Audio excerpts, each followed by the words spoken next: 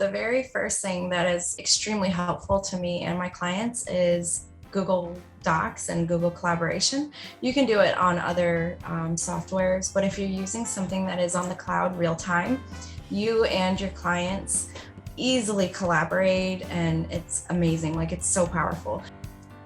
I'm Junaid Ahmed, host of Hacks and Hobbies podcast and a digital presence advisor at HumbleZone. This episode is brought to you by Home Studio Mastery. I launched a consultation and course program to help podcasters and course creators to create a space in their homes that will reduce the friction of creating content and appearing their best when showing up on camera. The pandemic gave us a lot of issues, but this one is here to stay. We're now so much closer to our audience thanks to video becoming more popular and affordable. I help guide folks who want to create Hollywood-worthy studios to not only capture great content, but also build more confidence, more authority, and be more comfortable in front of the camera. If I can do it, you can too. And with my help, you can do it faster. So if you'd like to learn more, visit homestudiomastery.com and how you too can create a home studio that brings out your personality, professionalism, and possibilities. Thank you for tuning in to Hacks and Hobbies with your host, Junaid. We're visited by our amazing guests coming from all walks of life. We want to learn their story, their struggles, and their journey on how they got to where they are today. So stick around. Today we get to speak with Jessica Edward. She's more than just a marketer. She's a professional writer, designer, speaker, business strategist, and photographer. As a mom of 3-year-old and wife, she continues to work around the clock to ensure her clients' success. Jess started her business on her own in 2020 after graduating with her MBA in the midst of the pandemic, quickly realizing her passion to help struggling or startup businesses succeed in the ever-evolving marketplace. In fact, she is writing a book coming out this year to better empower entrepreneurs to pivot their marketing strategy to a digital one, so they can maintain their market share and better compete with the big box stores and online retailers. Jess is known to be meticulous, tenacious, efficient, and ethical with 100% client satisfaction. She never gives up and does everything possible to ensure her clients' success. Let's listen into this episode with Jessica Edward. Jessica, how are you doing? Thank you so much for coming on to the podcast. Thank you for having me. I'm doing great. How are you, Junaid? I am doing excellent. Awesome. We've been chatting back and forth for the past few months, and we've been following each other's journeys, and it's been really inspiring to see what you've been up to and what you're doing. Thank you. Thank you for taking the time. Let's jump right in.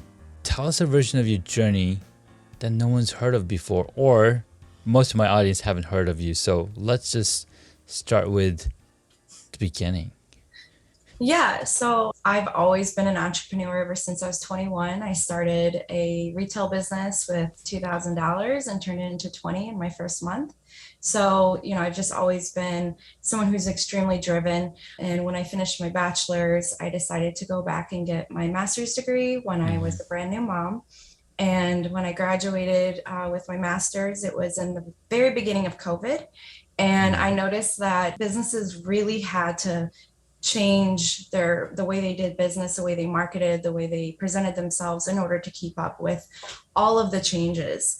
Digital marketing's always kind of been around for the last 20 years, but it wasn't necessary until more recently. Like, if you're not online, you're not in business.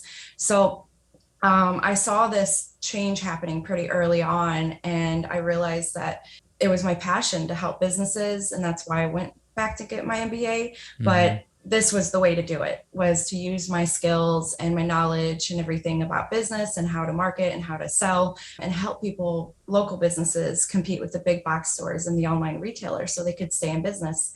Because I realized that if local businesses aren't thriving, the community's not thriving. So as a new mom at the time too, I realized that I need to make a bigger difference in my community, and this is how I can do that. So I've already helped a lot of local businesses, and Mm. it's very fulfilling. It's more fulfilling. I tell them all the time, I'm not interested in stacking up piles of gold. I'm interested in making a difference in my community and helping others do the same. Man, I love that. When we help another human, it invokes something in us, right? It just wakes up that passion of humanity because we're actually bringing so much change, so much transformation in their lives, Yeah, right? It's definitely. And there's nothing more rewarding than bringing someone's vision to life and they just yeah, jump up and down and scream and are excited and almost cry because they're like, this is exactly what I imagined. I just could never have done this myself. And it's the yeah. best feeling in the world to bring their vision to life like that. So I love it. That's beautiful. What you just said right here, right? It's something that they imagined it would be like, Hmm.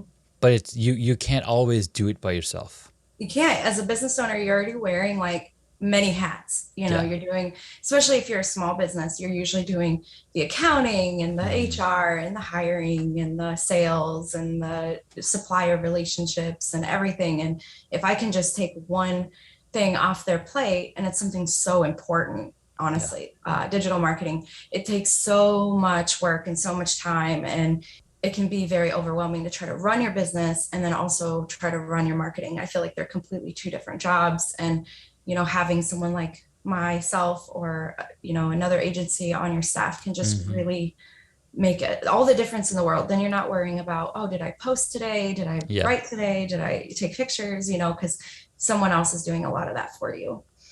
You're absolutely right, and it requires a totally different part of your brain Hmm. to do all of that. You have to be ahead of the curve. You got to see what's happening in the space. What time of the year is it? How can we utilize already marketed holidays and whatnot in our business? Setting Right. up promotions and marketing. It's absolutely more than a one person job. Yeah, and at a lot of jobs I've had before, I always felt very limited. I wasn't using like the full capacity of my brain. Yeah. And with this, I'm able to use kind of that more technical part of my brain, the more logical side, and then the creative side as well. And it's very, I don't know, fulfilling. I'm using that word again, but it's Mm-hmm. extremely fulfilling to not be limited and to have like kind of a full reign over the entire capacity of, what I'm capable of. Yeah. So it's awesome. And I really like to learn about my clients and their business and, match, like you were just saying, like those seasons or those changes in the market to what's relevant to them. Not Yeah. everybody will want to talk about St. Patty's Day on St. Patty's Day, but if it Exactly. makes sense to them because they're selling products that are related to that in any way or something, like an entertainment business or something like that, then, Yeah. just knowing what will relate to their business and not just being generic. Like a lot of agencies can be just, oh, let's post it on St. Patty's Day because it's St. Patty's Day. Well, that's not Yeah. always the best strategy, based on what Exactly. There has to be some kind of story, some kind of binding message there that makes sense yeah, to connect it to the to audience, connect it to their audience, right? the And if target you think audience. Yeah. about digital marketing itself, there's so many things, so many intricate details inside digital marketing, right? You Mhm. got content, copywriting, e-commerce, you got reputation, you got video, live video, audio, search engine optimization. There's like so many subcategories that nobody even thinks about when they talk about digital marketing. They just think, oh, it's just social media. Yeah, exactly. And that's actually why I'm writing my book here this year, which I know we'll talk about a little bit more later. But my book is to kind of help entrepreneurs from any stage of business, with no Hmm. marketing experience to some to a lot, to really understand all the components of digital marketing because it is a lot. I mean, there's a lot that goes into it. Yeah. And it can be hard to just focus on social media, or you got to look at the whole picture. So my book is designed to help people understand the components, but how they all kind of connect and work together so that Hmm. when you're using like an overall strategy, you know how to do those things in every component, whether it's YouTube, whether it's social media, whether it's your website, whether it's social search engine optimization. Yeah. kind of creating a strategy that implements all those components is like the focus of my book. I love it. I love it. Absolutely. Absolutely excited to see when the book comes out and we can more about it. Yes, had a lot of progress so far in the last couple months. It should be published this summer. Nice. So. Very cool. So you mentioned earlier that you've always been an entrepreneur. Walk us down, like, what was your very first experience as an entrepreneur? Well, I'm sure everybody can remember doing school fundraisers, right? So yes. I was probably in first or second grade, and they were like doing this presentation at an assembly. This is what you can win, and this is what you can win. And I've always been the person that I don't want to win this little thing. I want to win the big thing. I want to win everything, right? So I would, without anybody telling me, or my mom never encouraged me or anything. I mean, she encourages me, but she never pushed me to do it because it was up to me. I went door to door, and this was back going door to door as a young girl was okay. It was safer. And I would knock on doors everywhere, blocks and blocks radius. And I would sell to every person I could. I had crazy conversion rates, honestly. And I just always like strove towards like goals, even in school and everything. It was like, I had to have an A, I had to be top of my class. So it was always that I have to be the best at what I do mentality that really led me into entrepreneurship, because I realized as I grew up that I have an entrepreneurial mindset, and like that I'm just so driven and internally motivated to be the best that I can be. So I just kind of carried that, even Girl Scout cookies and all that kind of stuff. And then when I was 14, I started working as a volunteer. And then at 16, I had a real job getting paid, and that was a waitress. And even as a waitress, it is similar to an entrepreneurial mindset if you make the most of it, because you can go and you can show up and you can do the bare minimum and make some money. Or you can go and do the most and treat your customers the best and just bend over backwards for them. And you can make the most money. So I've always seen just potential, and knowing that, okay, I can make this much, so I'm going to do everything I can to do that and make the most of my potential. So that started really early on. And then when I was 21, I had $2,000 in the bank and bought inventory, signed a lease with the mall, and started my business. And like I said, in the first month, turned into 20,000. So I couldn't believe it. I put all the cash in an envelope, and I had my credit card receipts. And at the end of the month, I counted everything, and I was like, oh my gosh. So, that's when I kept doing that. I did that for 4.5 years. Wow. And the mall business was going downhill pretty quick. And it was more thieves. In the Midwest, there was almost more thieves than there were shoppers in the mall. Like people were really boosted and stolen from a lot. People would come in garbage bags and just dump them in. Yeah. Because they would take the products. Yeah, they would go in and they would just boost a whole bunch of products, and you come to find out a lot of stores don't prosecute. So people who know that would come in and do that. And so the clientele was just kind of becoming less and less. So I started to, I see the future, I think a little bit. And I was like, all right, well, the malls are kind of going downhill. I'm going to liquidate my business, sell it off to someone. And then I went back to school. So. Nice. That's awesome. And so you've had a lot of success. Did you have any failure, and did that help you learn more, learn to be a better entrepreneur? Oh, yeah. I will say that I fail. Of course, I talk about my success, but none of that would have happened without failure. When I was in my retail business, I would have employee issues and getting stolen from, or forecasting issues where I didn't have enough inventory and I was selling out too fast. So I had to constantly pivot and adjust and realize like, okay, well, I need to do it this way now. I need to make an inventory management system. And I created all of that from scratch. I was completely self-taught. And I kept learning through these failures. And then after my MBA, I taught myself how to do search engine optimization, taught myself how to do website design. And I made mistakes. I didn't know how to do everything I wanted to do. I was like, this is my vision, but I got to figure out how to do it.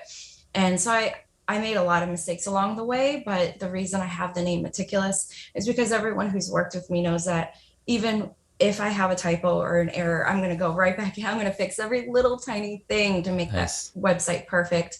But then I had a really big failure last year. I trusted in the wrong client, and they were a nonprofit and they were a church. So I believed in him when he said he had this like big donation coming, and I worked for free for 3 months, Oh, wow. which is a quarter of my year, you Yeah. know? Yeah, it So is. I ended up having to fight with him over getting paid, and it was this like, whole huge thing.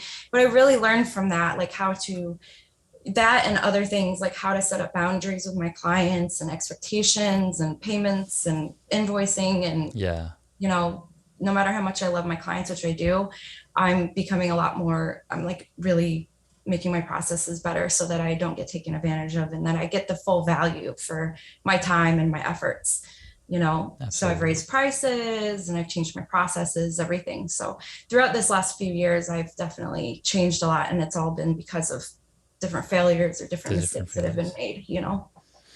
No, that's so true. And because of these failures, you're for the better, right? Because you Mhm. see what's not working, and we're always looking at the example of Thomas Alva Edison and how he knew 10,000 ways a light bulb cannot be created. Right. Right. It's that He kept going. 10,001 time that makes all the Exactly. difference. Yeah. That made all the difference. So it's amazing to be able to learn from those mistakes and then move on forward and not just be, it depends on how fast you get back up instead of just laying down there, oh no, I fell down. Right.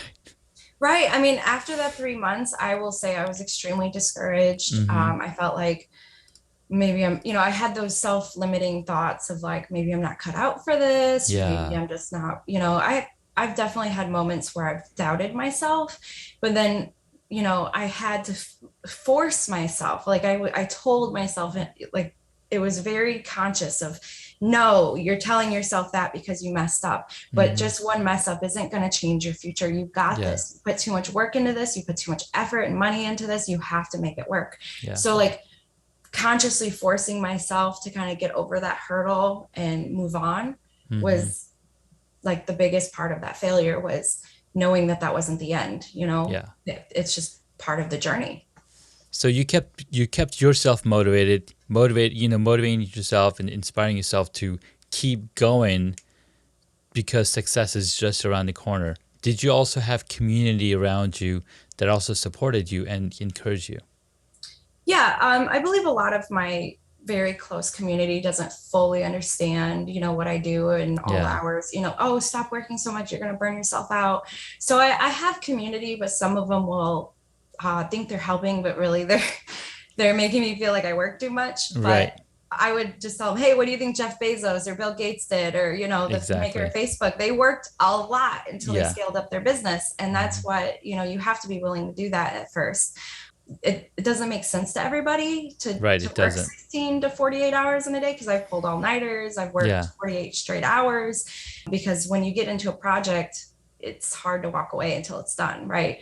Yeah. So I have a very good amount of people who do support me, but sometimes their support can be a little like, Mm-hmm. A little they think jarring. they're, Yeah. yeah, like they care about me as a person more than like the business, The you know. business. Yeah. But my husband has been my number one supporter. He There you sees go. all the Yeah. work I do every day, and he's constantly like bragging on me, and he's brought me clients from his job because he doesn't stop talking about how amazing his wife is. So like, Yeah. I will Yeah. say he's a really awesome supporter. And then I've Yeah. had a really amazing client. Her name's Victoria. She runs a business coaching business and Mm-hmm. then also a publishing company.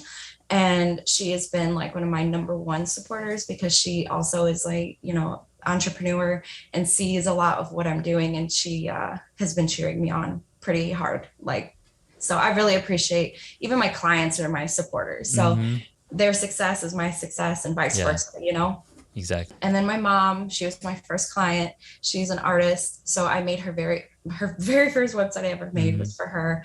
And she kind of helped challenge and push me along the way to keep improving, you know, my skills. Yeah. And my mom's an artist, so a lot of my creativity side comes from her. My dad's in IT. He's Nice. master Microsoft certified or something like that, like the Mm-hmm. top certification you can get. Yeah. And so I get my more technical knowledge from him. You got the arts and you got the logic all Mm-hmm. coming in. That's amazing. Yep. You know, when you mentioned that your husband is the biggest supporter, Yeah. because you're with you're with your spouse, they see you, the struggles that we go through, right? And Mhm. when they support you, you know that you're going to make it, that you're going to be successful. Yeah. I mean, just today, my son is sick and Hmm. my husband stayed home from his job so Yeah. I could work at my job. And, that's a really big thing when you think about the fact that I work from home. Like a lot of spouses might be like, well, you work from home, you stay Yeah. home with the son, right? Yeah. But he knew just how jam-packed my day was today. And he was like, I'm just going to stay home and let you focus. So it's really huge for him to be such a great supporter. I couldn't have done this without him. That's amazing. I love that. So you keep yourself motivated, your family and your partner, your clients, they keep supporting you, they keep you motivated. Mhm. What do you have planned for the future? Where would you like to see yourself be in the next 5 years, let's say? I have very big, lofty goals, just like I inspire my clients to as well. Yes. You can't get to the stars if, you shoot for just the ozone layer. Yeah. So, I have pretty big goals, but with my book, I am wanting to kind of build a platform on that book to inspire entrepreneurs, motivate them, empower them. And on that platform, I would like to do some more speaking like this and show people that you can fail, you can mess up, and you can make a lot of mistakes along the way and still achieve success. Like the entrepreneurial mindset is a big focus of what my book is about too, Yeah. not just how to do it, but also the mindset that you need to encompass to be successful in business. So I really want to inspire people who feel like they can't do it, or that they've been told they can't do it, or that they don't have the skills or the tools or anything like that Yeah. to do it. Like, because I've never been like a natural at building websites. I taught myself how to do that. Hmm. And there's just so much that you can do if you believe in it. Yes. And you work for it. It's not just like, I hate the saying, if you dream it, you can do it. No, if you work for it, you can do it. Right. So Yes. that is my thing. I actually was creating a graphic today where I took this cheesy, if you dream it, you can do it thing. And I crossed out dream and I put work for it because Yeah. I genuinely believe that dreaming is not enough, that you have to truly work for it every single day. And even Yes. if you have a day off, you're still checking your email, or you're still making a plan, or you're crossing one thing off that to-do list. Yeah. So I would love to be on that stage, helping people all around the US, if not further, learn how to do it themselves and teach them and inspire them and motivate them, especially women entrepreneurs too, because there's, an influx of them, women becoming entrepreneurs, but they still, I feel like, aren't quite as supported as they should be. So I would love to do that. I would love to come out with a couple more books. I already have ideas and outlines mapped out for them. Nice. To build on what I'm doing in the first book and just really inspire people. Like I said, I'm not interested in building up stacks of gold. I really want to create something bigger than myself here, like a legacy, something that will or make my son proud in the long term too, something that's permanent, where people really see like, Jessica, she's the one that helped me make this business. I just want to help people. So truly I love that. that's it. I absolutely love that. That's amazing. And have my business be nationwide too eventually. Yes. But I help people here in Florida, but I do have clients all over. I have one in Minnesota. I have a couple in North Carolina, one in Illinois. So, Nice. Just want to grow my business as well. I love that. I absolutely employ love that. a lot of people. And bring more people in the team so that you can, and that's how you grow, right? To scale, you need more people. Exactly. And as you're teaching and as you're sharing your knowledge and everything, becomes much easier to bring in people that's going to help with the movement. Right. Working on scaling right now. That's another one of those failures. You hire the wrong people. They can make your business look bad. Yeah. You got to find people who care about your business as much as you do, which is pretty hard because as an entrepreneur, nobody does. So that has been a kind of a challenge, but I have a new team starting and I have some more people growing and I'm creating processes to train them with screen recordings and everything like that. So I can, bring people onto the team so much easier. So. No, I love that. Absolutely love that. Jessica, thank you so much for sharing your journey, sharing the beautiful wisdom and the learned stories through your own failures and in the face of failure, still getting back up and, keep doing it. I love that. After the break, Jessica's going to share with us 3 hacks to take away for our audience over here so we can take that and, run with it immediately. So stick around. We'll be right back after these messages. I'm Junaid Ahmed, host of Hacks and Hobbies podcast and a digital presence advisor at HumbleZone. This episode is brought to you by Home Studio Mastery. I launched a consultation and course program to help podcasters and course creators to create a space in their homes that'll reduce the friction of creating content and appearing their best when showing up on camera. The pandemic gave us a lot of issues, but this one is here to stay. We're now so much closer to our audience thanks to video becoming more popular and affordable. I help guide folks who want to create Hollywood-worthy studios to not only capture great content, but also build more confidence, more authority, and be more comfortable in front of the camera. If I can do it, you can too. And with my help, you can do it faster. So if you'd like to learn more, visit homestudiomastery.com and how you too can create a home studio that brings out your personality, professionalism, and possibilities.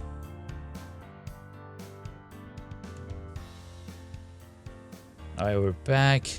Hey guys, welcome back. If you've been listening, we've been speaking with the meticulous Jessica Edwards, and we've been talking about her journey, how she faced failures and came out on top, and she is growing her business.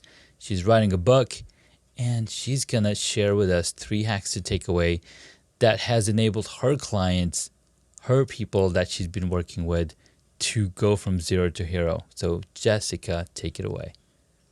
Okay, so the very first thing that is extremely helpful to me and my clients is Google Docs and Google Collaboration. You can do it on other softwares, but if you're using something that is on the cloud real time, you and your clients easily collaborate, and it's amazing. Like, it's so powerful. I've saved so much time on the phone, going back and forth and all the emails back and forth by just creating kind of templates inside of Google. I make a copy of that template and it has questions on it regarding like their website. But prior to that, I also use a system called Dubsado, and I have questionnaires and automatic workflows on there with questionnaire templates that are sent to the client. But the templates I'm talking about are to expound on that even further. Like, as I'm working on their website or social media, I'll come up with questions and I'll, send it to them in a table format, and they fill it out on the right-hand side, and my questions are on the left-hand side. And it's just a really easy way to deal with busy business owners, because they can just work their way down that table and fill out all the answers to the best of their knowledge. And then I sit there and I revise it, edit it, or make it better to add good content to their site or their social media posts. So I really recommend using some kind of cloud collaboration software like Microsoft Office, Google Docs, even Canva has collaboration, but anything like that is going to really, really help you make sure that you're truly collaborating and bringing your client's vision to life, and not just doing what you think is best, because you can do so much work thinking this is the way it should be, and then have to go back and do a lot more work later because it's not what they want. So you bringing your vision and your client's vision together, the best way to do that is with some kind of cloud collaboration document or template. So that is one thing that I really recommend, and it's made my business 1,000 times better and just so much more powerful. The second thing I would recommend is doing automatic workflows.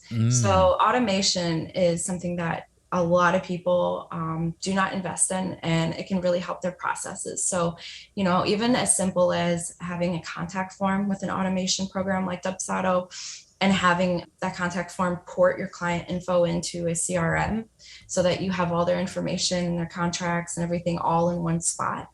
I used to log into so many different softwares before I did that. So having your contact form on your website link up to something that puts them into some kind of process or some kind of CRM really helps. And that goes more towards, it goes towards entrepreneurs and marketers, because business owners, all kinds of business owners can do that. And I'm actually doing a whole automation CRM implementation for one of my clients right now. And it takes a long time to do it Mm-hmm. from start to finish. Yeah. But even if you have it just in the start so that they're all managed in one spot, that is a huge, huge thing for my business. And the more you automate things up front, the more time you have in the long run. So that is another one that allows you to scale up your business better too.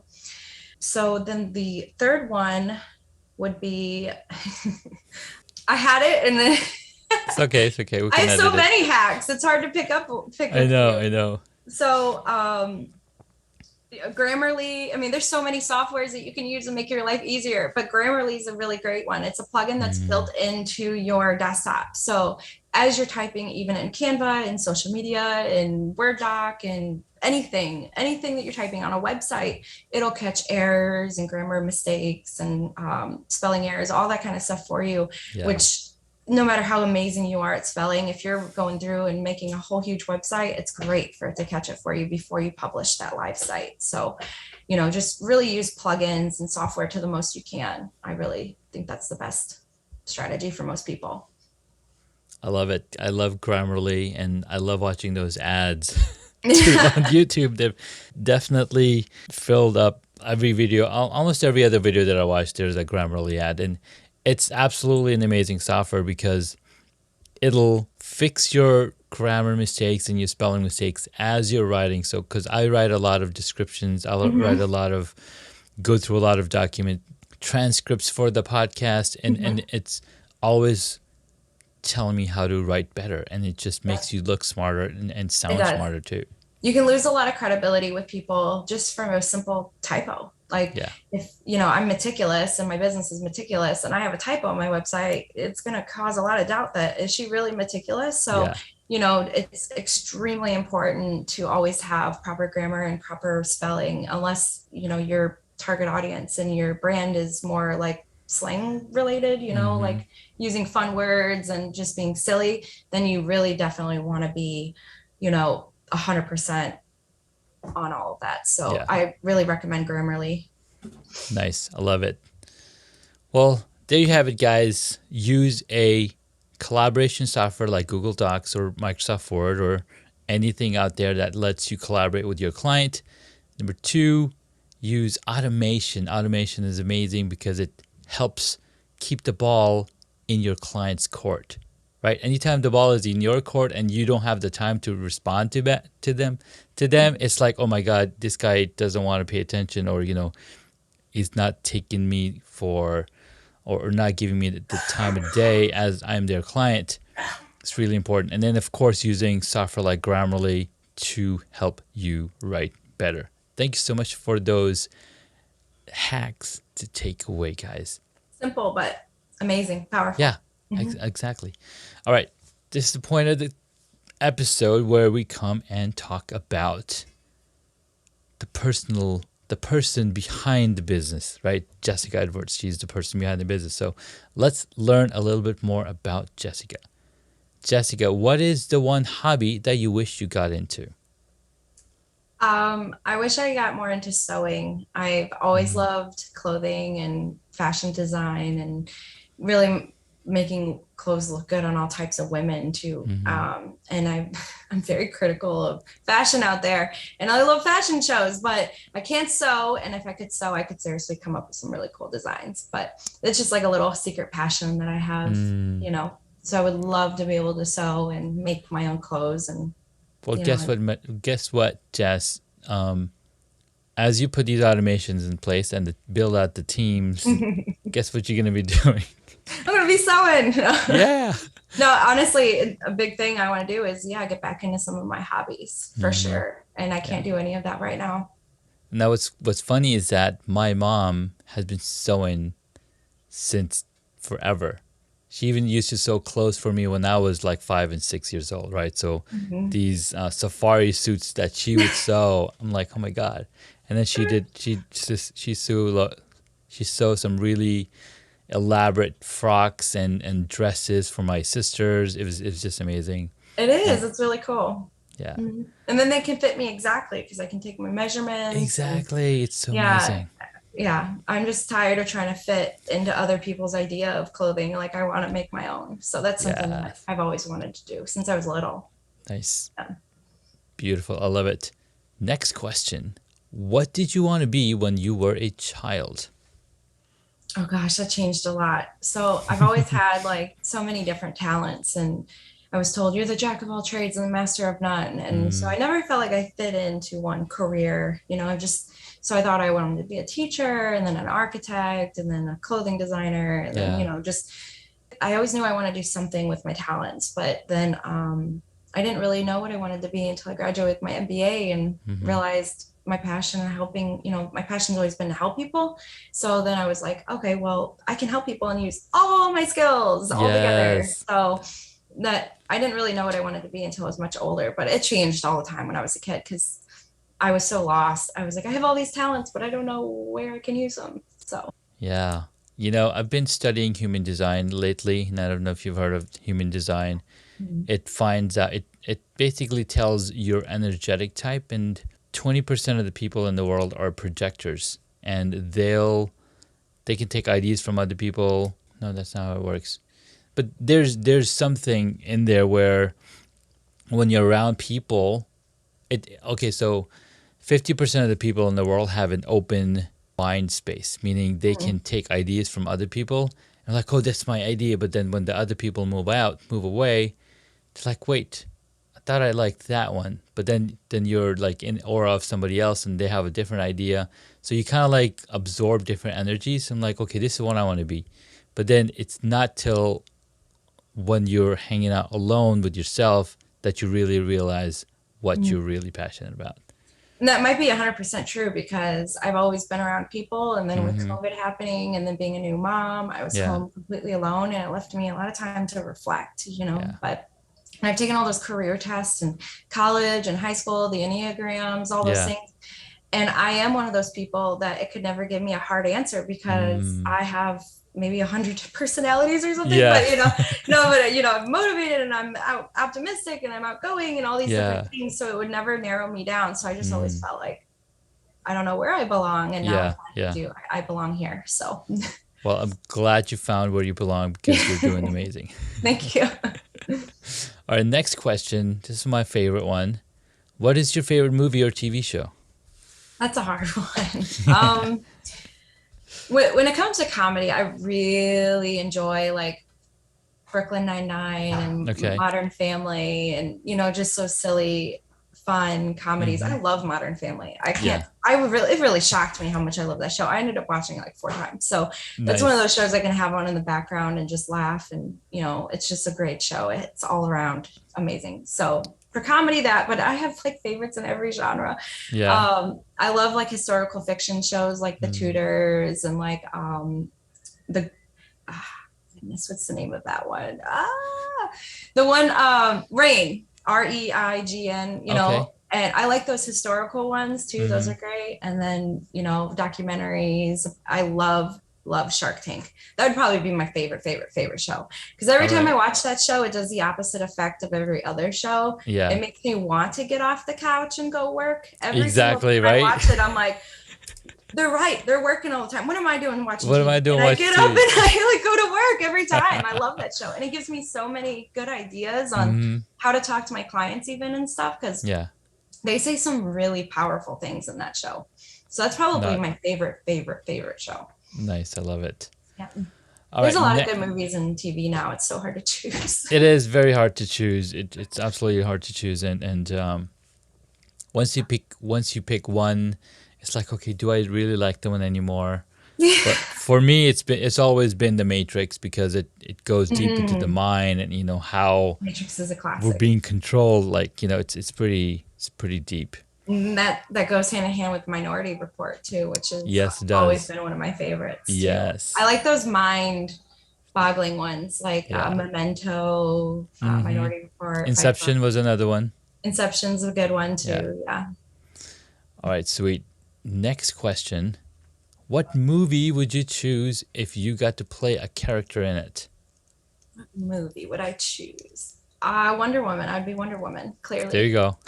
People know me as that actually. I've been called that for many years and There you go. jobs. Yeah. by I my love it. closet. I love it. We have Wonder Woman in the house, guys. Even my Salute. PlayStation tag name is Linda Carter 91, which is the name of Wonder Woman. Nice. Yeah, so find me on PlayStation, which I never play anymore. No. Yeah, you're too busy building businesses, you know? I love it. All right, last question. If you were a board game, what would it be? Have you ever played the game Acquire? Acquire. No. So Acquire is an older game and it is about creating business. So I know it's really a fun game. It's so strategic and you can play with 2 people or 4 people, but there's like a board and you're trying to fill up the board with as much of your business as you can with these Okay. pieces, and it's really, really cool and makes you think too. It's a cool game. I like games that make you think. And then of course I'm a board game fanatic. I have a whole closet of board games. I probably have at least 50 to 60 board games. Wow. And that doesn't include my card games. So it's a hard one to choose again. No, but that's really good because, you know, I've spoken to a lot of people and they're like, I don't know what board games I'm supposed to be. But Acquire Scrabble's a good one. Me and my grandma played Scrabble ever since I was little, and it helped me a lot with words. And I honestly always thought I could go into like a Scrabble tournament. Like, there you go. I love Scrabble too. So, but we're gonna put down Acquire. Acquire, ACQUIRE. Multiplayer mergers and acquisitions themed board game. I know. I'm such Love a nerd. I love that game. Well, this past weekend, my son learned how to play Monopoly, and he's 12 years old, and he's had a lot of blast. We had like all of us playing the game. It's a fun game, but sometimes it doesn't end. No, it never ends. And they're like, when is it gonna end? And then my aunt was also playing, and my son was like, "Oh, can I get the railroad? Can I buy the railroad card from you?" And she's like, $1,500. It's like, no, that's not fair. It's like, but well, it's supply and demand, right? Right, exactly. Yes. I used to play the computer version too when I was a kid and stuff. Nice. Like, because back when I was a kid, my dad, he's in IT. He connected our 3 physical computers in our house through LAN. So we could play a game on our 3, these are old computers, you know. Yeah. I was in the basement playing, my parents were upstairs, and we would play Scrabble, we'd play Boggle, we'd play Monopoly, and it was fun. Yeah, we used to do that with GTA, the first version of GTA within the local LAN. It was so much fun. All right, Jess, this has been so much fun talking to you. Thank you so much for your time. Where can my audience find you? Many places, but my handle for Facebook, Instagram, and everything is the same. It's Meticulous Jess LLC. And then my website's meticulousjess.com or Meticulous Jess Marketing. Both go to the same. And all my info's on there. And right now I have a free strategy session that's 20 minutes that you can go on my website and book with me. So if you go on my website and book that, I give you like a mini strategy and we discuss like what you need to do. Even if you don't hire me, I do that for people so then they have a better understanding what they need to do. Yep. I love that, Jess. Thank you so much for that. Again, we'll be sure to include the links in the show notes. And we'll catch you. Yeah, absolutely. And thanks for having me. I really appreciate it. You're welcome, Jess. It was really fun chatting with you and learning about you and seeing that pattern of, you know, what does it really take to go from taking your hobby into a full-time business. And it's that hard work, not quitting, and just keep on going. And every day. Right. So thank you again so much. Thank you. I appreciate it, Junaid. Have a great day. Have a great day. All right, guys. Thank you so much for listening to the podcast. Check out the show notes for contacting Jessica and learning more about how she can help you with your strategy for your business. Thank you again, and we'll see you in the next episode. Thank you. Thank you so much for taking the time to listen to this episode on Hacks and Hobbies. We absolutely appreciate your contribution. You can find additional notes on hacksandhobbies.com. Please share the podcast with your friends and tell them what you learned about our guest today.